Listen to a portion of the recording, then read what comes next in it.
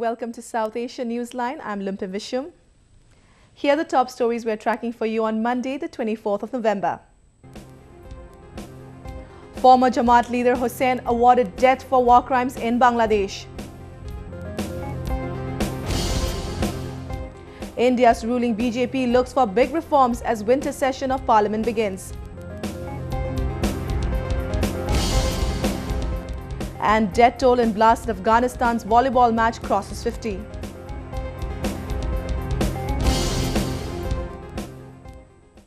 And now for all the details. The International War Crimes Tribunal, or ICT, of Bangladesh on Monday sentenced Mubarak Hossain to death for involvement in crimes against humanity committed during the country's 1971 liberation war. The special court in Dhaka pronounced capital punishment to 64-year-old Mubarak Hossain. The former leader of the Jamaat Islami, accused of 5 charges, was however acquitted in 3 cases by the ICT. The prosecution said they welcomed the judgment.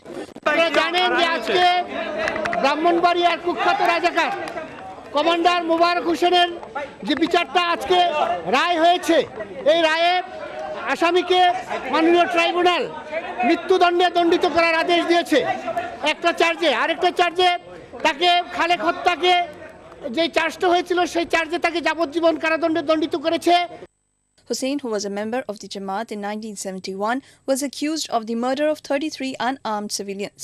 He is the 8th war crimes convict to be handed death penalty.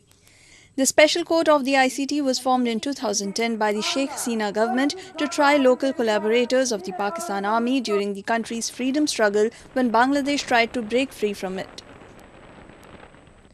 The Indian Parliament began its winter session on Monday. As the government prepares to debate key bills on tax policies and foreign investment, this session is set to be crucial for Prime Minister Narendra Modi as he seeks to bolster economic reforms set out for his administration.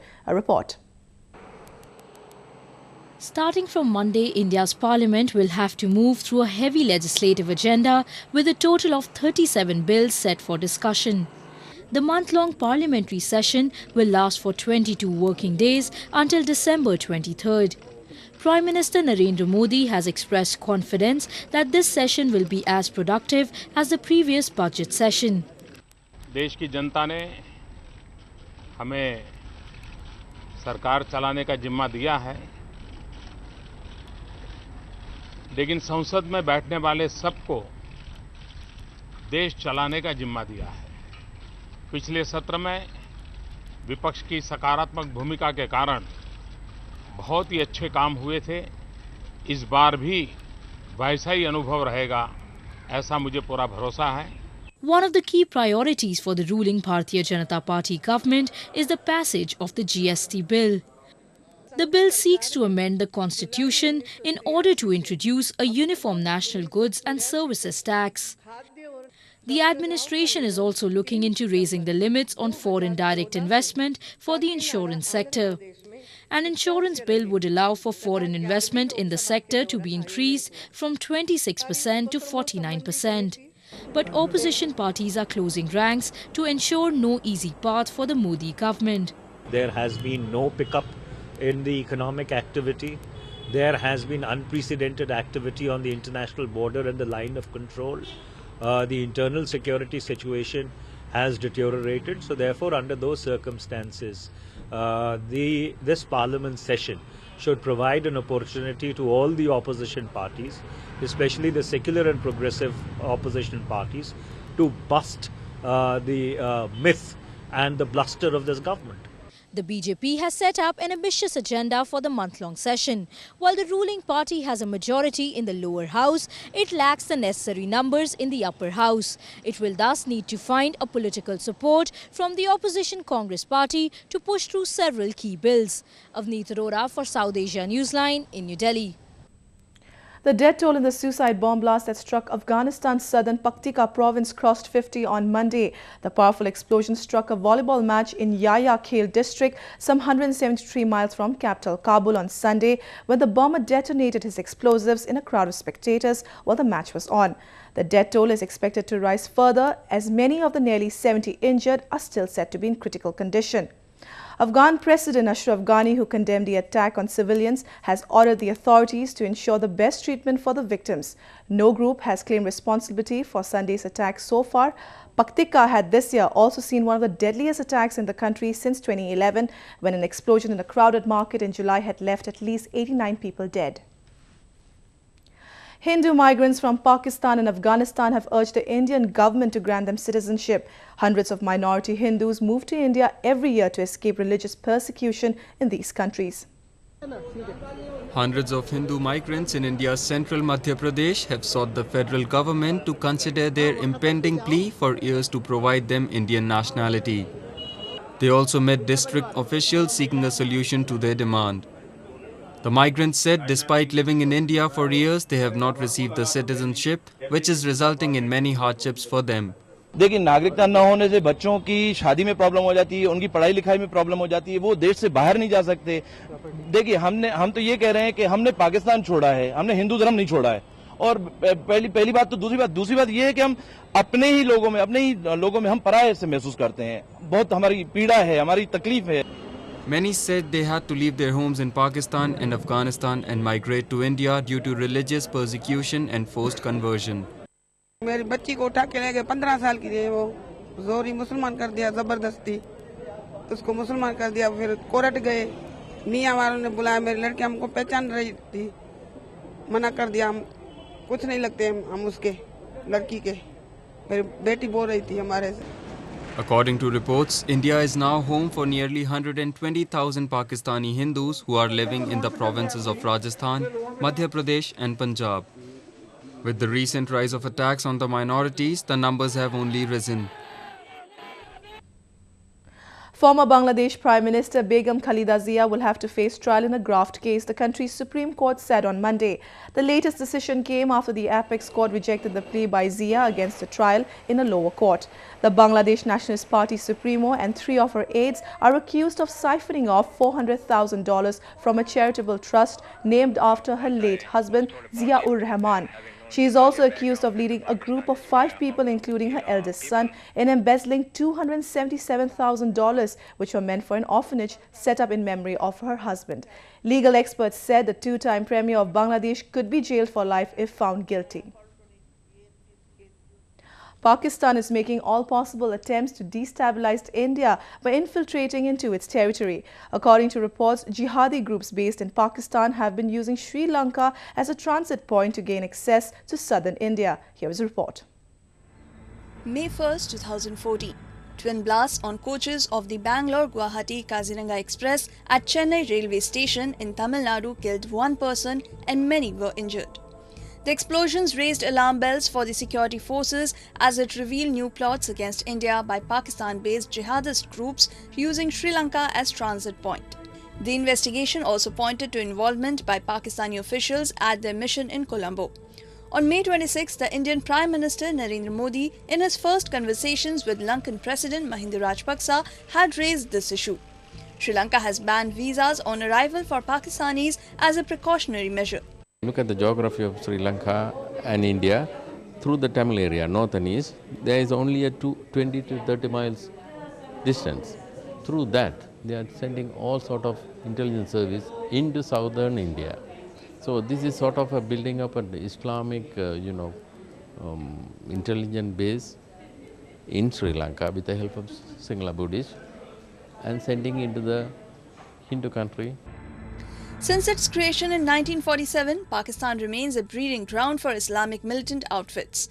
Al-Qaeda, the Taliban, Lashkar-e-Toiba or Sipah-e-Sahaba, the terror groups have their bases across Pakistan. Pakistan has been using these terrorist outfits as a tool for its geostrategic agenda. Somehow, the terror and the links of terror will lead you to Pakistan. They are creating, trying to radicalize and create terrorism in India, in Western countries. All these people that many of the people that are going to Iraq and Syria, many of them are British born, and many of them have been trained in Afghanistan or Pakistan. They are emerging stories. They are creating terrorism even in China.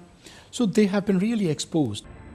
Hundreds of terror training camps still exist in Pakistan-occupied Kashmir and North Waziristan as they enjoy the patronage of Pakistan's inter-services intelligence and the army.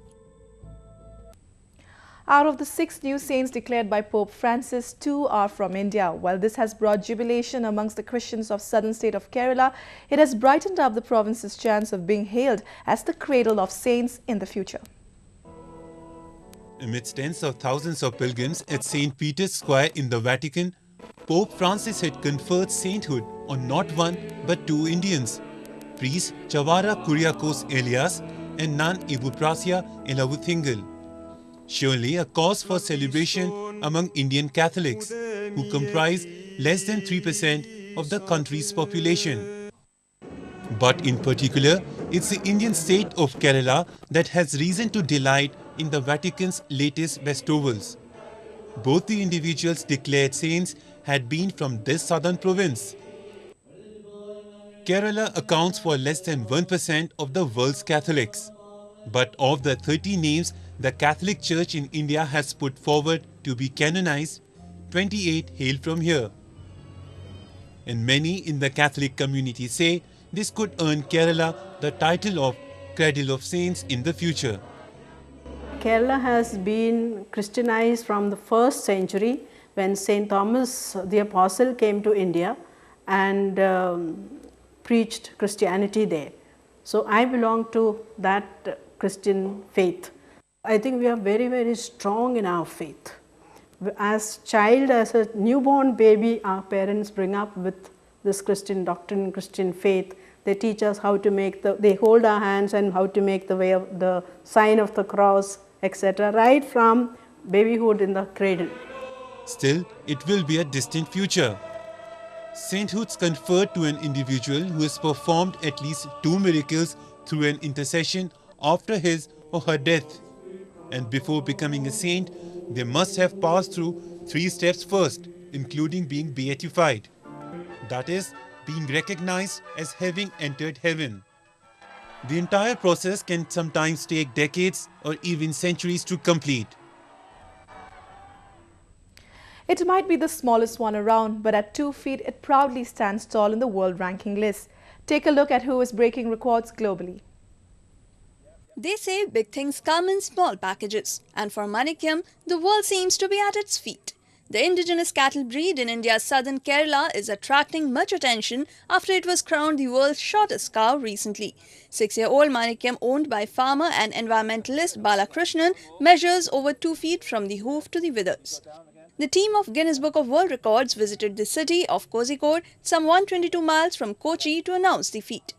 It declared that the Vechur cow has replaced the current record holder, the 9-year-old miniature Zebu cow named Blaze from Florida, which stands at 2.26 feet. Recognise and then photograph Manikyam, who is the smallest cow in the world. And how we measure the cow is from the foot to the shoulder. And she's broken the existing record. So this means that overall she is the shortest cow in the world. Manikyam's owner said it was easy to handle the unique animal due to its size. പരിപാലിക്കാൻ control ചെയ്യാൻ ചെറുതായതുകൊണ്ട് ഗുണമാണ്. എവിടെ വേണമെങ്കിൽ കൊണ്ടുപോകാം, വീട്ടിൻ്റെ ഉള്ളിൽ വരും. വിളിച്ചാൽ നല്ല അനുസരണമുള്ളതാണ്. നായിൻ്റെ മാതിരി വിളിച്ചാൽ അതിന് അറിയാം, തിരിച്ചറിയും, വരും എല്ലാം. Guinness record holder and world's shortest actor Ajay Kumar aka Guinness Pakru also came to cheer for Manikyam as the cow posed for its official Guinness World Record photo shoot. The Vechur cow is a rare dwarfed cattle breed that was earlier believed to have gone extinct from its birthplace due to high crossbreeding. Well, that's the way it was in South Asia this evening. Before we conclude the top stories once again. Former Jamaat leader Hossain awarded death for war crimes in Bangladesh.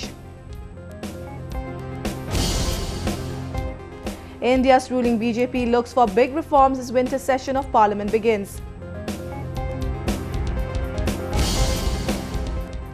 And death toll in blasted Afghanistan volleyball match crosses 50.